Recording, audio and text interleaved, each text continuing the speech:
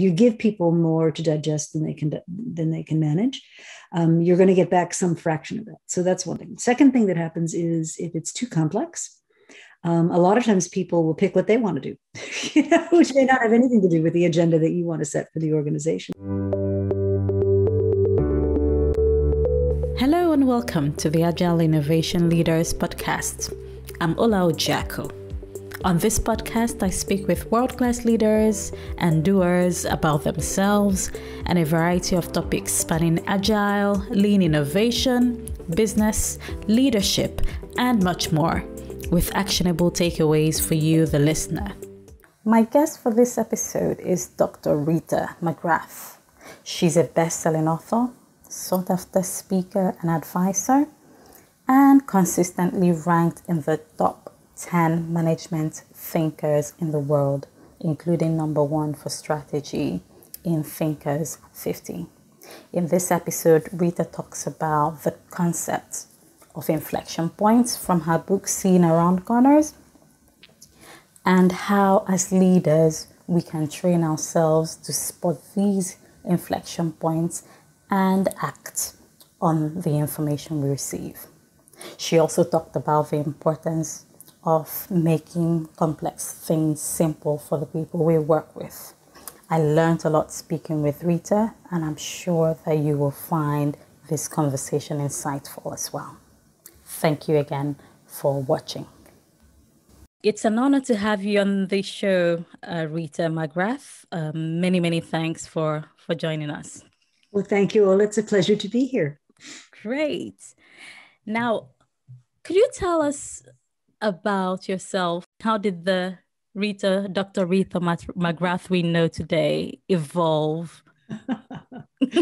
Well, it would have to start with my parents, of course. I mean, all great stories start with your parents. And so my parents were both scientists. My mother was a microbiologist and my father was an organic chemist. And so I grew up in a house where a question couldn't be answered. You went and got the reference book and figured it out. And both, incredible respect for science and for diligence. And, the house was always full of books and lots of emphasis on learning. And I wouldn't say we were financially all that well off. We weren't poor by any means, but it was, there wasn't like a lot of money to spare, but there was always money for books, and there was always money for, educational experiences and that kind of thing. So that's the household I grew up in. And then, so my parents, when I was born, were both on the staff at the Yale Medical School. So they were both researchers there. And then my dad in the late 60s got an offer to go join this upstart fledgling company that was at the cutting edge of all kinds of things in his field. And that was Xerox Corporation. And he was very conflicted about leaving academia, but went off eventually to Xerox. So we moved the family to Rochester, New York. So that's where I did most of my growing up. And my mother at that time decided to stay home, more or less. And then she started a scientific translation business. So she moved into an entrepreneurial career more than her scientific career. And then when it came time to go to college, I went to Barnard College in the city of New York. I'd always thought New York was an amazing place and was accepted there. So I went off to New York, did my bachelor's and my master's in political science and public policy. I was very interested in public policy and matters of social contract and those kinds of things. And then my first job was actually with the city of New York. I ran purchasing systems for government agencies. So, it doesn't sound very glamorous, but today we would call it digital transformation. It was the very first wave of companies taking their operations in a digital form. And it was very exciting and I learned a lot. Then I got to the end of, the thing about public service is when you start, there's unlimited sort of growth that you can happen for a few years, and then it really just levels off and you're never going to go beyond that. So I kind of reached that headroom and decided to do something different. Was it at that point that you decided to go for your PhD? Mm-hmm.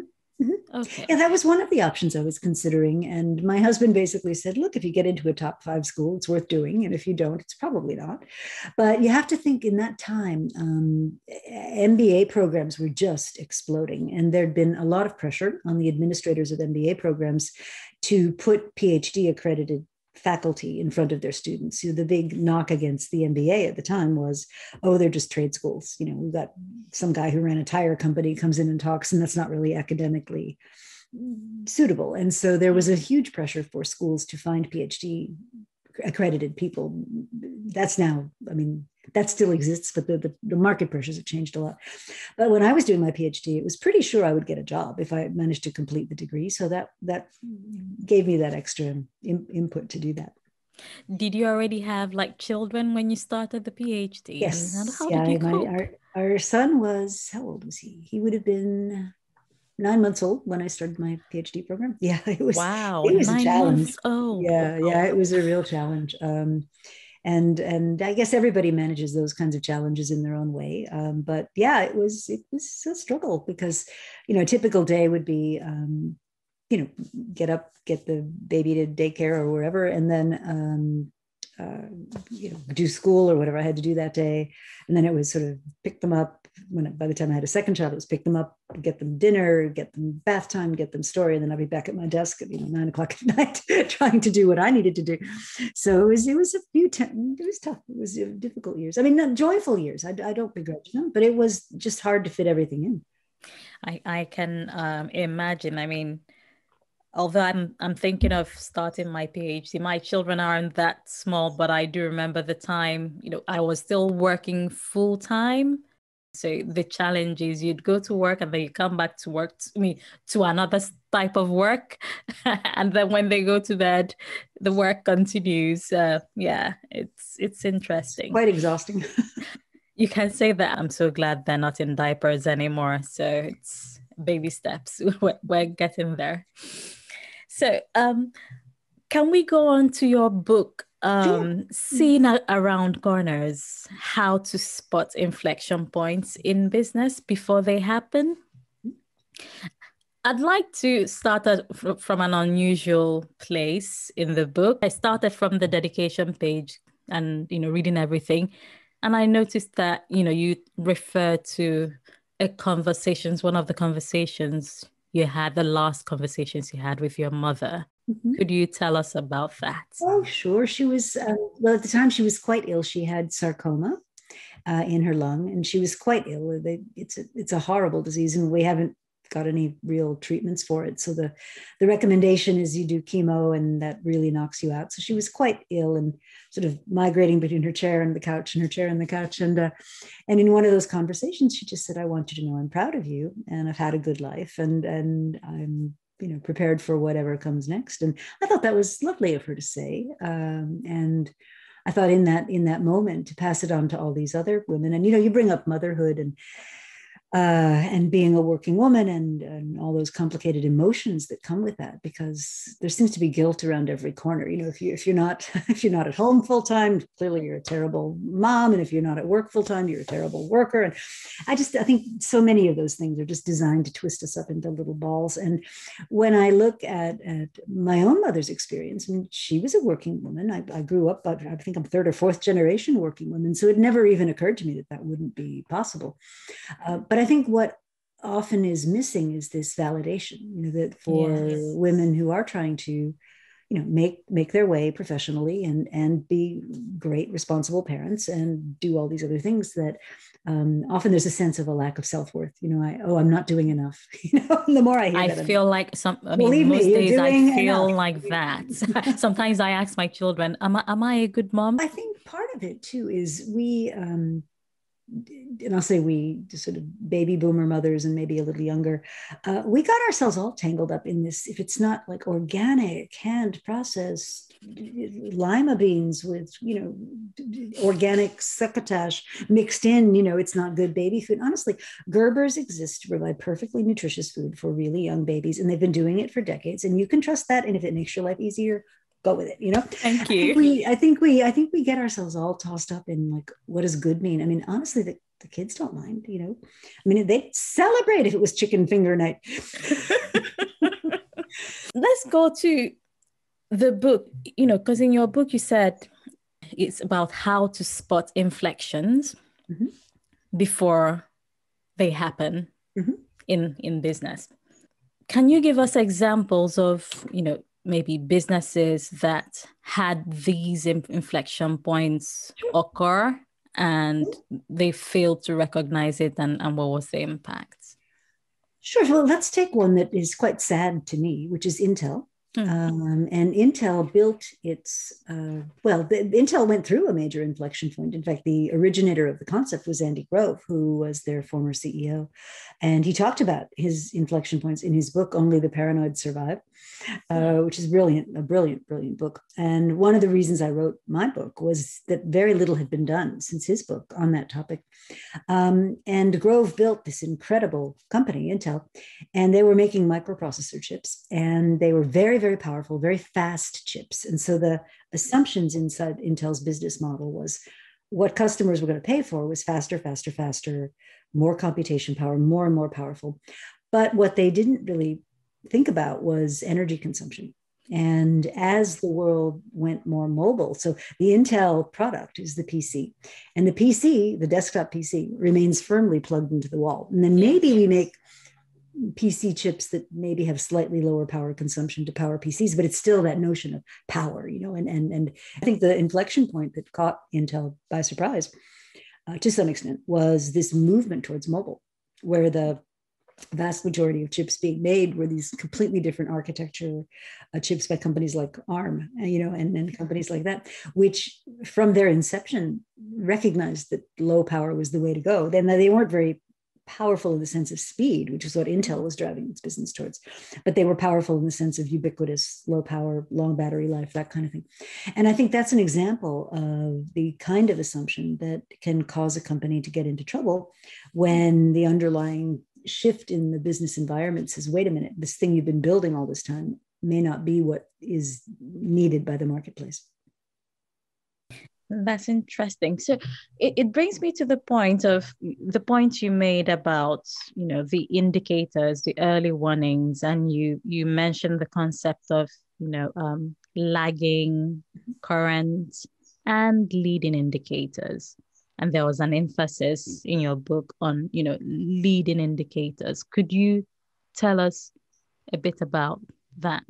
Sure. Well, so leading indicators are today's information about tomorrow's possibilities. And what we unfortunately rely on a lot in business is lagging indicators. So profits, performance, ROI, all those things are lagging, decision that you made a long time ago. So the concept of leading indicators is to try to get business leaders to think about what would have to be true, before I was able to make a certain decision. Like what are the leading indicators? So an example would be back in the 90s, computer scientists all over the world realized that come the year 2000, come the turn of the millennium, that the way computer programs had been programmed was only 2 digits for the year. And so when the year went to 00, yes, computers were going to think it was 1900. And this was going to be terrible because they all get out of sync, and planes would drop out of the sky, and nuclear plants were going to become unstable, and we'd all move to Montana and stockpile wheat. I don't know if you can remember the predictions. Yeah, the Y2K bug. Oh my goodness. It was a big sensation, yes. Apocalyptic, remember? And yet when the big moment came, the year 2000, what happened? Well, nothing happened. Why did nothing happen? We looked at that early warning and we said, whoa, if that happens, it's bad. And so companies, prodded by their accounting firms, prodded by other security considerations, invested billions in correcting that flaw. And so that's an example of an early warning. And there are a couple of things to understand about early warning. So the first important thing is the measure of a good early warning is not, did it predict what happened? The measure of a good leading indicator is, did it help you prepare for what might happen? And so I think that's a really important distinction, because we oftentimes say, oh, that didn't predict this or that, but that's not the point. The point is, did it help you think more broadly about what might happen so that you could be prepared? So I think that's the first thing. The second thing to remember about leading indicators is they're often not quantitative in the way that we like to think about quantitative things.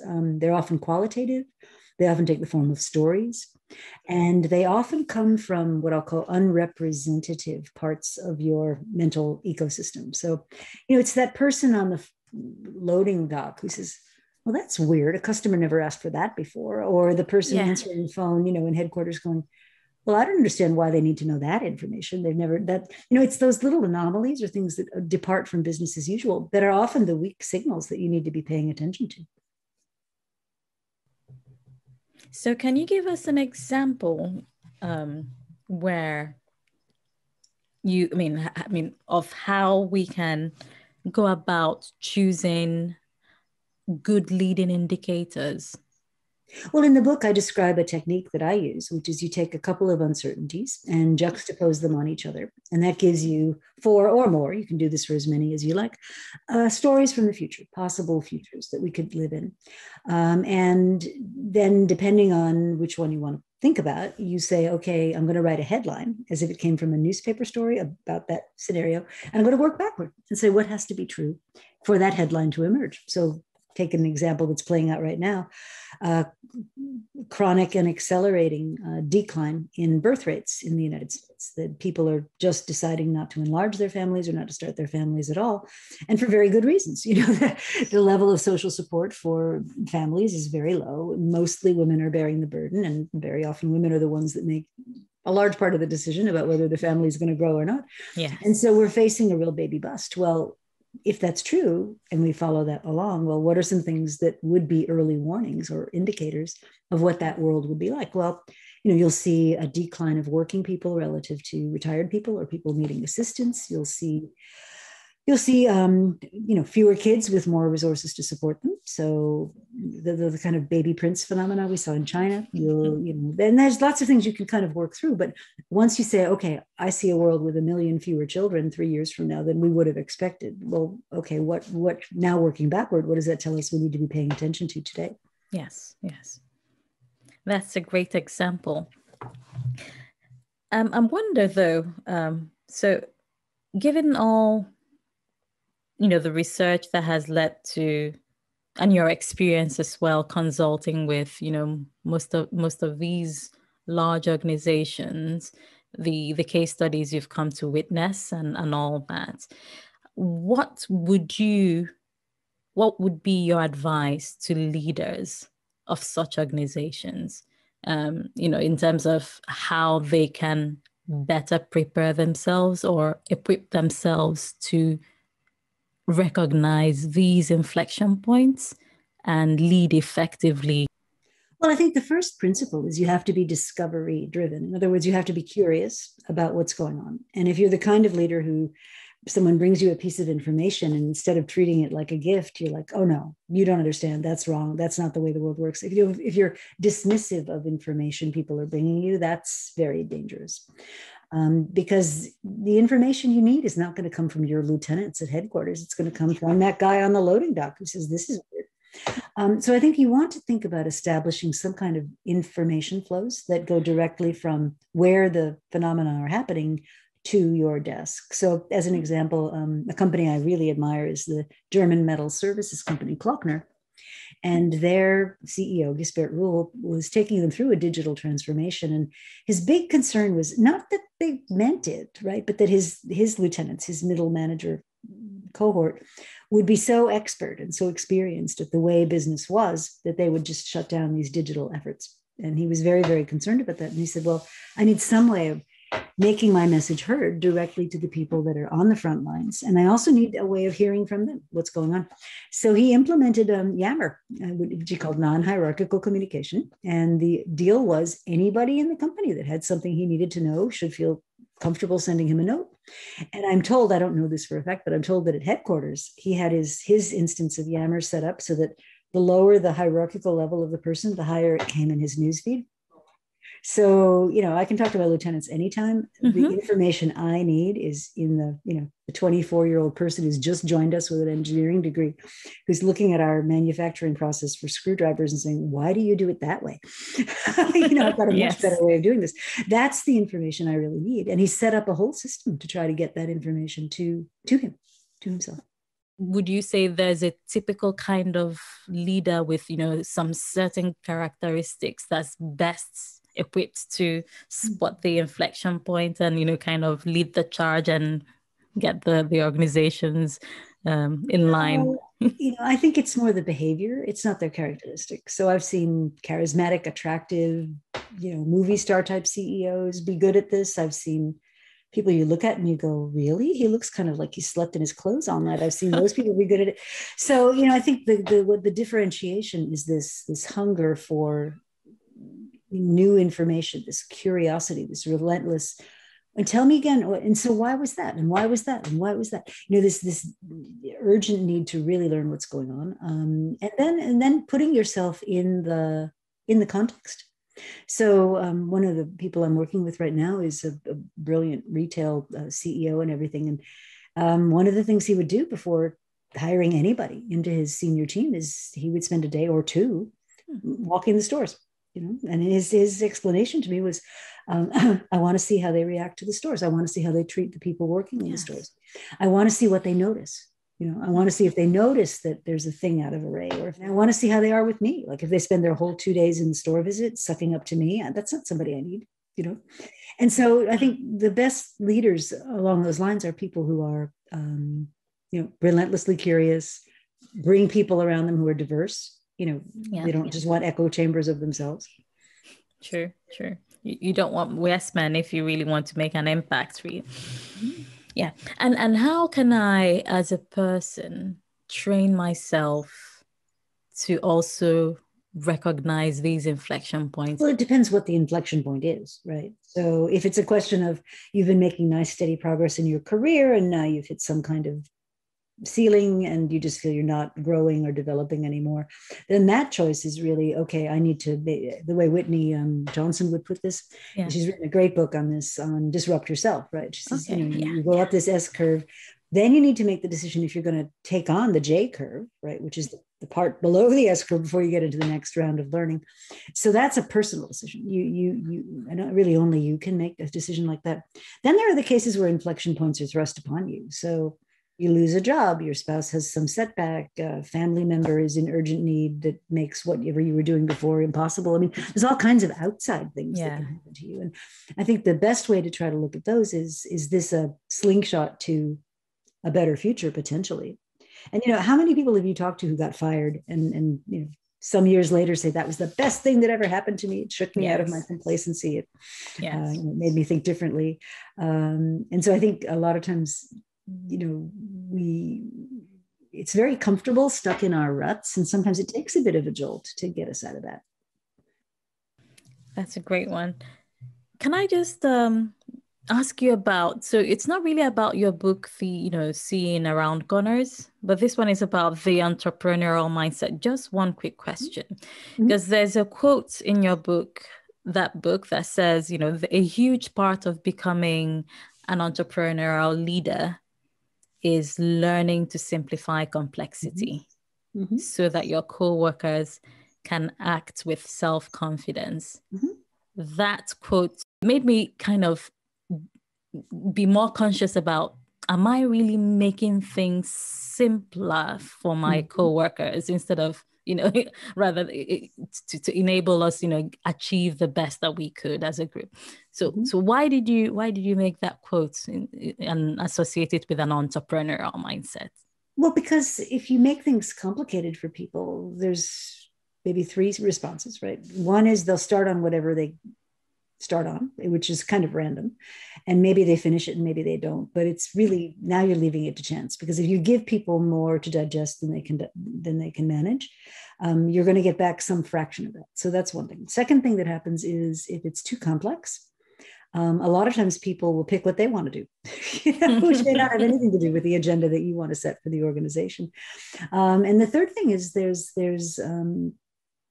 just a laziness that comes from having things be complex. I know for myself, when I've had to do strategy statements for myself or my business, it takes a long, long time to get it down into a few simple things. And each word has to mean something. So as an example, some years back, I started a sister company. It's called Valise.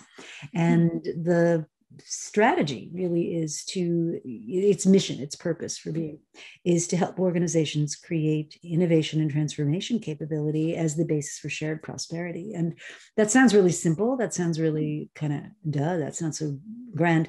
But I mean, the hours it took to get to that simplicity of statement. And then once you've got something like that, you can go back and you can say, okay, well, here's a thing that I'm being asked to do, or a thing I'm thinking of. Does it build capability? Yes, no. Does it build shared prosperity? Yes, no. Does it help organizations help themselves? Yes, no. And it sorts out a lot of stuff. I mean, there's a lot of stuff we could do, but there are only a few things that really fit into that sweet spot of shared capability. So having that simplification allows you to clear out a lot of the, there are always wonderful options that you got to do things, right?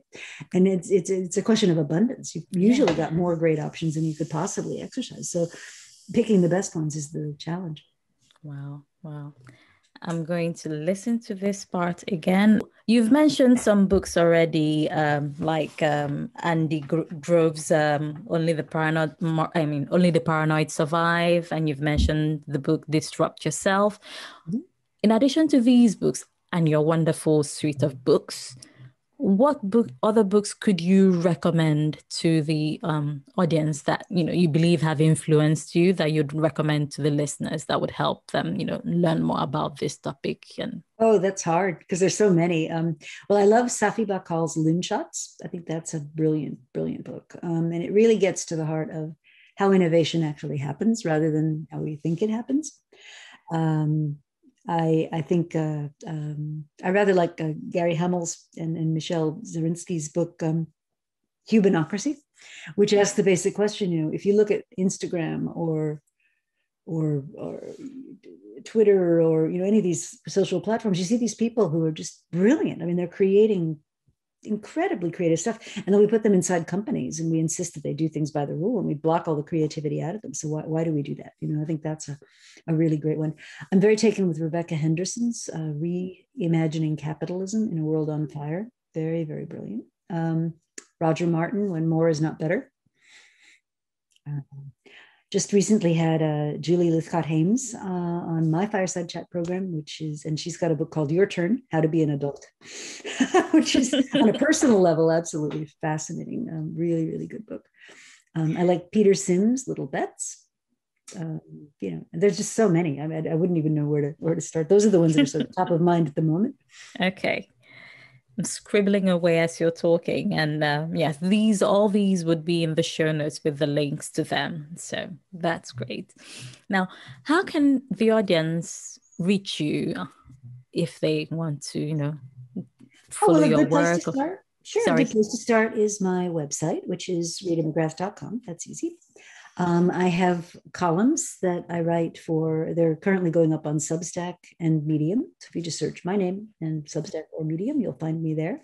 I do a weekly LinkedIn post, which goes to subscribers on LinkedIn.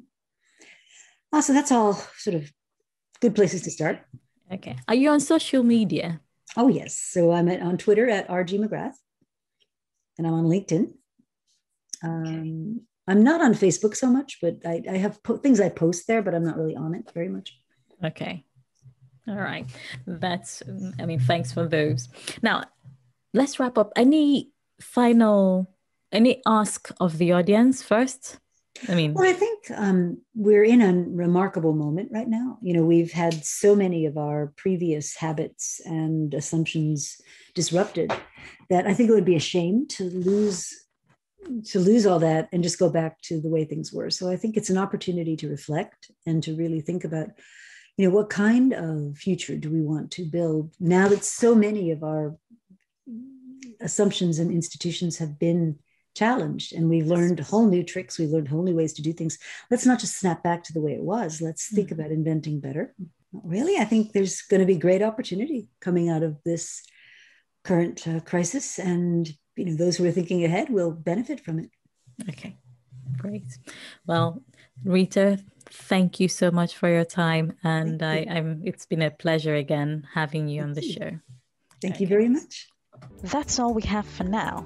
Thanks for listening. If you like this show, do subscribe at www.agileinnovationleaders.com. That's agileinnovationleaders.com, or your favorite podcast provider. Also share with friends and do leave a review on iTunes. This would help others find this show. I'd also love to hear from you, so please drop me an email at ola@agileinnovationleaders.com. Take care and God bless.